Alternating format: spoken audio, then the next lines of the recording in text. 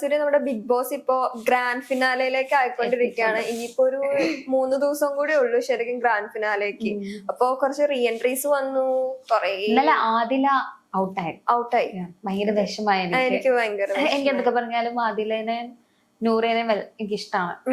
പക്ഷെ like evicted ആയപ്പോ എനിക്ക് തോന്നിയ ഒരു കാര്യം, അവിടെ നിക്കുന്നതില് നെവിനെക്കാളും ഡിസേർവ്ഡ് ആണ് തോന്നിയത്. എനിക്ക് എന്റെ ഒരു പേഴ്സണൽ ഒപ്പീനിയൻ ആണ്, ഓരോരുത്തർക്കും ഓരോന്നായിരിക്കാം.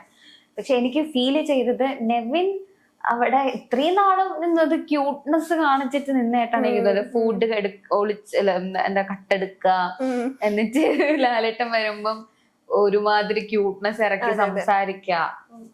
അത് ഡിസേർവിംഗ് ആയിട്ട് തോന്നുന്നുണ്ടോ പറഞ്ഞേക്ക്? എനിക്ക് ആക്ച്വലി ആദിലയുടെ കാര്യത്തില് എനിക്ക് ഇത് പറഞ്ഞ പോലെ സൂര്യ പറഞ്ഞ പോലെ തന്നെ നെവിനേക്കാളും ഡിസേർവിങ് എനിക്ക് ആദിലേനെ തന്നെയാ തോന്നുന്നത്. കാരണം ഇത് പറഞ്ഞ പോലെ അനുമോളെക്കാളും ക്യൂട്ട്നെസ് വാരി എറിയുന്നുണ്ടോ എന്നൊരു സംശയം ഇല്ലാതിരുന്ന 3 പേരായിരുന്നു.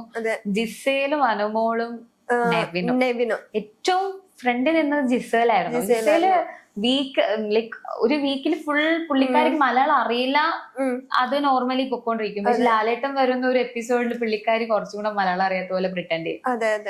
ശരിക്കും പറ്റില്ലായിരുന്നു.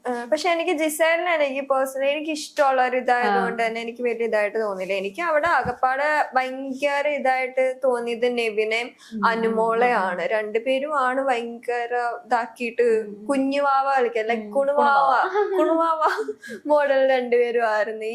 അതുപോലെ വീക്കെൻഡ് എപ്പിസോഡില് ലാലേട്ടന്റെ അടുത്ത് ഭയങ്കരമായിട്ട് ഇങ്ങനെ ഭയങ്കര കൊഞ്ചലാൾക്ക് ഇപ്പോഴും ഭയങ്കര കുണുവാവ മോഡല് തന്നെ ആള് പൊക്കോണ്ടിരിക്കുകയാണ്. അതുകൊണ്ട് അത് എപ്പോഴും വർക്ക്ഔട്ട് ആവുമോ എനിക്കറിയില്ല. നെവിന്റെ സിസ്റ്റർ വന്ന ടൈമില് സിസ്റ്റർ പറഞ്ഞു ഇത് നിർത്തണം, ലൈക്ക് ഫുഡ് അടിക്കുന്ന സാധനം.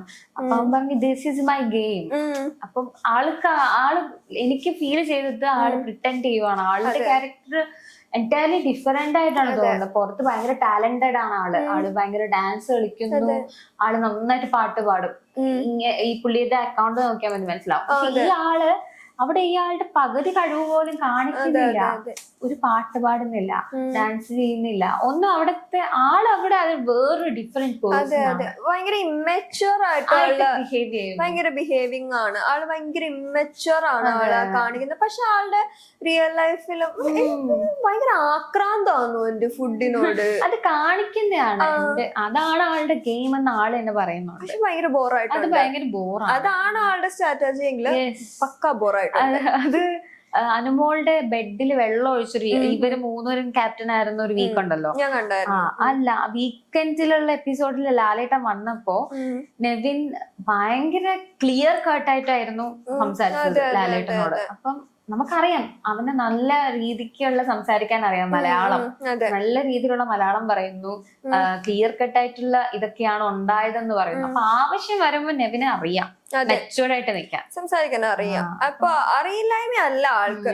ഈ കഴിഞ്ഞ ദിവസം മറ്റേ ആരോടെല്ലാം നിങ്ങൾക്ക് നന്ദി പറയാനുണ്ട്, ആരോടെല്ലാം നിങ്ങൾക്ക് സോറി പറയാനുണ്ട് എന്നുള്ള രീതിയിലുള്ള ഒരു ക്വസ്റ്റ്യൻ ചോദിച്ചിട്ടുണ്ടായിരുന്നു ബിഗ് ബോസ്. ആ സമയത്തൊക്കെ ഭയങ്കര മെച്ചൂർഡായിട്ടാണ് ആള് സംസാരിച്ചത്. അപ്പൊ നമ്മൾ തന്നെ തോന്നുന്നത് ഇത് നെവിൻ തന്നെയാണോ ഈ സംസാരിക്കുന്നത്? കാരണം മറ്റുള്ളവരുടെ മുമ്പില് ഭയങ്കരമായിട്ട് ഒരു ജോക്കർ ആവുന്ന പോലത്തെ ഒരു ഫീലാണ്. സ്വന്തമായിട്ട് കോമളി എല്ലാവരും ചിരിപ്പിക്കാന്നുള്ളൊരു, അങ്ങനെ ചെയ്ത് നിൽക്കുമ്പം എല്ലാരും ഇവൻ നമ്മുടെ വീട്ടിലൊരു പയ്യൻ എന്നുള്ളൊരു സാധനം കൊടുക്കും. അത് പക്ഷെ ആൾക്കാർ അങ്ങനെ വിചാരിക്കുന്നുണ്ട്, ഒരു പരിധി വരെ മാനിപ്പുലേറ്റ് ആവുന്നുണ്ട്. ആൾക്കാർക്ക് മനസ്സിലാവുന്നില്ല ഇവൻ പ്രിറ്റൻഡ് ചെയ്യുന്നതാണ് എന്നുള്ളൊരു കാര്യം. എനിക്കും അതുപോലെ തന്നെ ഫീൽ ചെയ്തത്. പക്ഷെ ആദില എനിക്ക് അത്യാവശ്യം നല്ല രീതിയിൽ ഡിസേർവിംഗ് ആയിരുന്നു. ആദില നിൽക്കേണ്ടതായിരുന്നു ശരിക്കും പറഞ്ഞാൽ. ആ ഒരു ഫൈനൽ ഫൈവിൽ ആദില ഡിസേർവിംഗ് ആയിരുന്നു. അതെ അതെ. പിന്നെ നടക്കുന്നത് ബിഗ് ബോസ് ഹൗസിൽ വലിയ വലിയ തല്ലുകളാണ്. സത്യം പറയും, ഈ പോയവരൊക്കെ ഈ വഴക്കും തല്ലും ഒക്കെ ആദ്യം ഉണ്ടായിരുന്നു. ഈ കുറച്ച് ഒച്ചയെടുത്ത് അവരവിടെ ഉണ്ടെന്നെങ്കിലും അറിയാം. ഇപ്പൊ ബിൻസി ഇടി അന്നുണ്ടാക്കുമായിരുന്നെങ്കിൽ ബിൻസി ഇപ്പൊ ടോപ്പ് 5 കയറിയേനെ. പിന്നെ കഴിഞ്ഞ എപ്പിസോഡിൽ എല്ലാരും പോയവര് തിരിച്ചു വന്നിട്ടുണ്ടായിരുന്നു. എല്ലാ സീസണിലും അങ്ങനെ ഉള്ളതാണ്. പക്ഷെ അവിടെ ഒരു ഭയങ്കര ഫ്രണ്ട്ഷിപ്പ് മോഡലാണ് പൊക്കോണ്ടിരുന്നത്. അതെ അതെ അതെ. ഈ പ്രാവശ്യം വന്നിട്ട് ഭയങ്കര ഇടി. കാരണം എന്താ പറയാ, എന്നിട്ട് ഡയലോഗ് തന്നെ പറയാം, ചില കണക്കുകൾ തീർക്കാനും ചില കണക്കുകൾ ചോദിക്കാനും അതിനു വേണ്ടിട്ടാ അതിനായിട്ട് വന്നതുപോലെ എല്ലാരും. ഇപ്പൊ മുൻഷിയൊക്കെ എന്ത് സൈലന്റ് ആയിരുന്നു അല്ലെ? ഒരാഴ്ച ആദ്യത്തെ ഫസ്റ്റ് വീക്കിലെ പോയി. ആള് മിണ്ടാത്ത ആള് തിരിച്ചു വന്നിട്ട് ഒരു കാര്യമില്ലാതെ റേനയോട് അടിയുണ്ടാക്കും. ഷോ ഇറക്കാൻ നോക്കിയത്, കാരണം ആൾക്കാരുടെ മുമ്പിൽ ആള് പാവം എന്നുള്ള ഒരു ഇമേജ് ആയിരുന്നു. അപ്പൊ പുള്ളി വിചാരിച്ച് തിരിച്ചു കയറി കഴിയുമ്പോഴും അല്ല തിരിച്ചു കയറി കഴിയുമ്പോഴും ആൾക്കാർ ഇങ്ങനെ തന്നെ വിചാരിക്കും, സപ്പോർട്ട് ചെയ്യും എന്നുള്ള രീതിയിലൊന്ന് വിചാരിച്ചത്. പക്ഷെ അത് ചീറ്റിപ്പോയി, എട്ടേടെ പൊട്ടിപ്പോയി. ഭയങ്കര കാണുമ്പോ ഇറിറ്റേറ്റ് ആയി. അതെ അതെ, അനീഷിന്റെ കാര്യത്തിലൊക്കെ ആവശ്യമില്ലാതെ ഇടപെടുന്നു. എന്താണത്? ഇതിനാണോ കയറിയത്? എനിക്കറിയില്ല. അതുപോലെ ബിഗ് ബോസ് പറഞ്ഞു മടുത്തു, പുറത്തേക്കാരും സംസാരിക്കരുത്. പക്ഷെ എന്ത് ചെയ്യാൻ, അവര് പിന്നെയും ഇത് തന്നെ കണ്ടിന്യൂ ചെയ്തോണ്ടിരിക്കാം. ഈ ഒരു സീസണിലുള്ളവർക്ക് ആർക്കും വിവരമില്ല എന്നാണ് എനിക്ക് ഫീൽ ചെയ്തത്.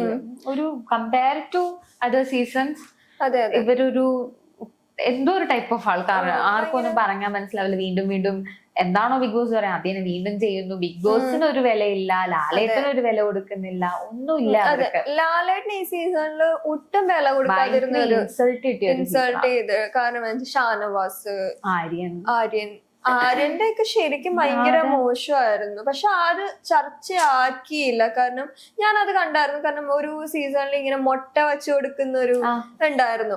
ആള് എന്നിട്ട് അത് വലിച്ചത് അവന്റെ ഒരു മുട്ട എന്നും പറഞ്ഞിട്ട്. പക്ഷെ അത് ആരും വലിയ കാര്യമായിട്ട് ഇതെടുത്തില്ല. പക്ഷെ എനിക്കത് പേഴ്സണലി എനിക്കത് തോന്നി. കാരണം എന്താന്ന് വെച്ച് കഴിഞ്ഞാൽ അത്രയും വലിയൊരു ലെജൻഡ് കാരണം ആ ഒരു ആളെ ഭയങ്കര രീതിയിൽ ഇൻസൾട്ട് ചെയ്യുന്ന ഷാനവാസ് നല്ല ഇൻസൾട്ടിങ് ആയിരുന്നു. എന്ത് ഉദ്ദേശിച്ചില്ലാന്ന് മനസ്സിലാവുന്നില്ല. അതെ, ഷാനവാസ് നല്ല ദേഷ്യം വന്നു, അങ്ങനെയൊക്കെ ആയി. Thank you. പിന്നെ നടന്നത് ഏതാ? RJ ബെൻസി മസ്താനി വിഷയം. മസ്താനിയുടെ ഭാഗത്തും മിസ്റ്റേക്ക് ഉണ്ട്. മസ്താനിക്ക് പിന്നെ വീട്ടുകാരെ കയറി കളിച്ചില്ല. അതെ, പുള്ളിക്കാരിക്ക് വാ തുറന്ന മറ്റുള്ളവരുടെ വീട്ടുകാരെ പേഴ്സണൽ കാര്യം. അതെ, മസ്താനിക്ക് ഡബിൾ മീനിങ്ങും വീട്ടുകാരും പേഴ്സണലി കാര്യങ്ങളും. വീട്ടിലിരിക്കുന്ന അച്ഛനും അമ്മേനെ വിളിച്ചില്ലെങ്കിൽ അല്ലെങ്കിൽ ഇതുപോലത്തെ ഉള്ള ഡബിൾ മീനിങ് റിലേറ്റഡ് ആയിട്ട് ആൾക്ക് അതാണ് കൂടുതൽ താല്പര്യം. ആ ഒരു കാര്യം സംസാരിക്കും. എന്താണെന്നറിയില്ല, ആ ഒരു കാര്യം പറയുമ്പോ ഭയങ്കര ഇൻട്രസ്റ്റ് മസ്താനിക്ക്. തോന്നിയിട്ടുണ്ടോ ആ ഒരു സാധനം മസ്താനിക്ക് അതിനോട്? പുറത്തുള്ള വീഡിയോ റീൽസ് ഒക്കെ കണ്ടിട്ടുണ്ട് ഞാൻ ചിലതൊക്കെ. അതെ, അപ്പൊ മസ്താനിക്ക് ആ ഒരു വിഷയത്തില് മസ്താനി അങ്ങനെ പറഞ്ഞത് ഭയങ്കര ഒരു വൃത്തികെട്ട ഒരു കാര്യമാണ്. അച്ഛന്റെ ഓട്ടോയിലല്ലേ, ഓട്ടോയ്ക്ക് എന്താ പ്രശ്നം? ചാച്ചന്റെ ജോബ് അത്രേ ഉള്ളൂ. അപ്പം അവർക്ക് അത്രയും വില കുറച്ചത് കാണേണ്ട കാര്യമില്ല.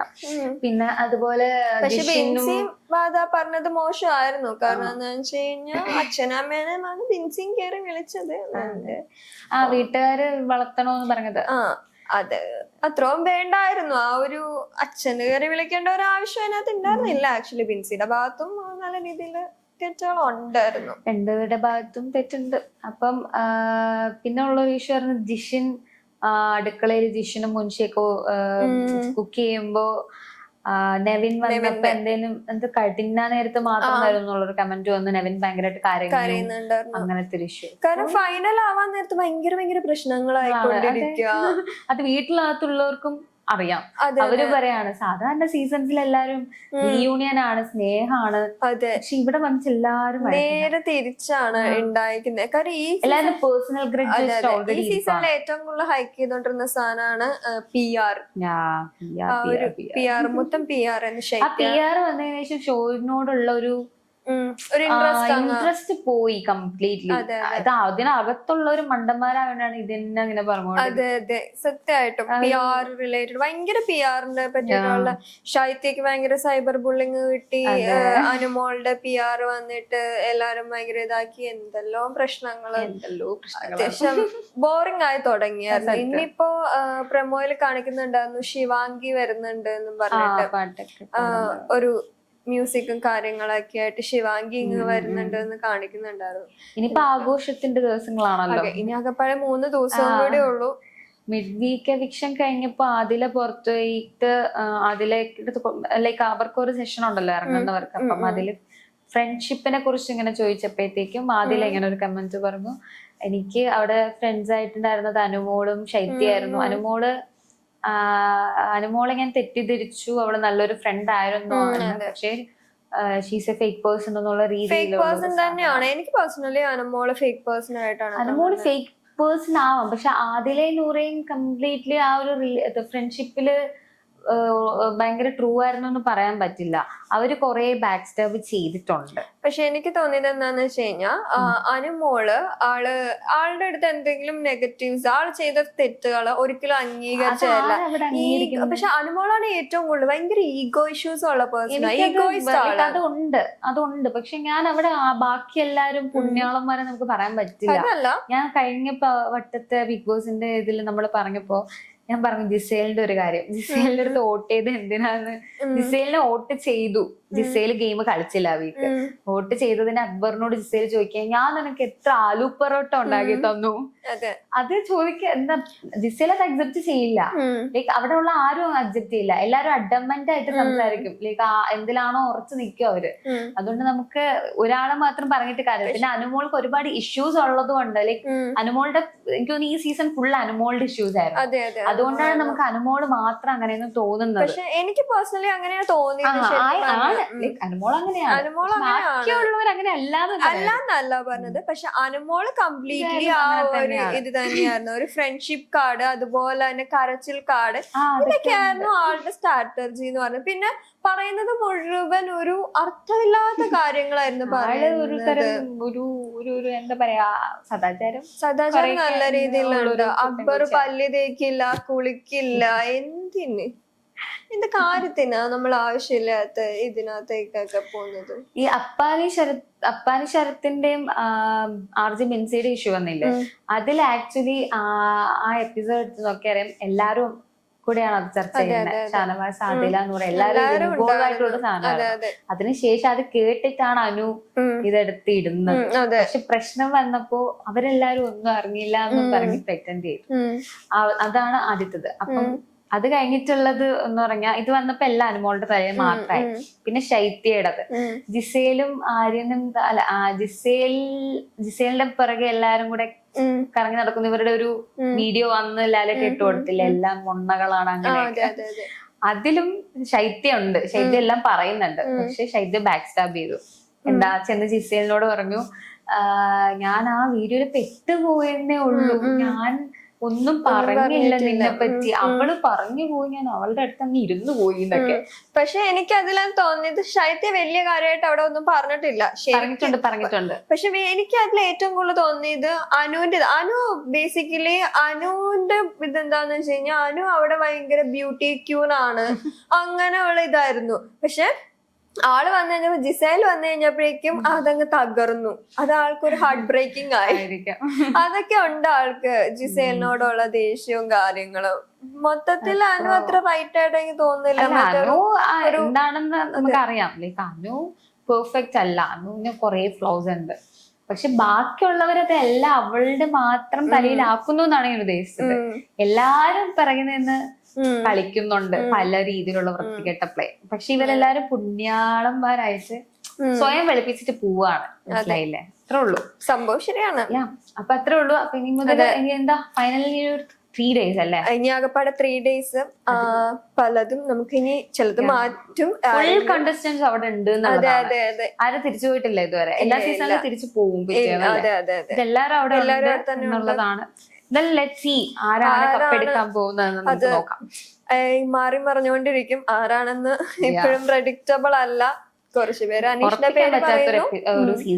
അതെ, അനീഷിന്റെ പേര് പറയുന്നു, അനുമോള് പറയുന്നു, ഷാനവാസ് പറയുന്നു, പലരുടെയും പേരാണ് പറയുന്നത്. അതെ, ആർക്കും അറിയില്ല. നമുക്ക് നോക്കാം.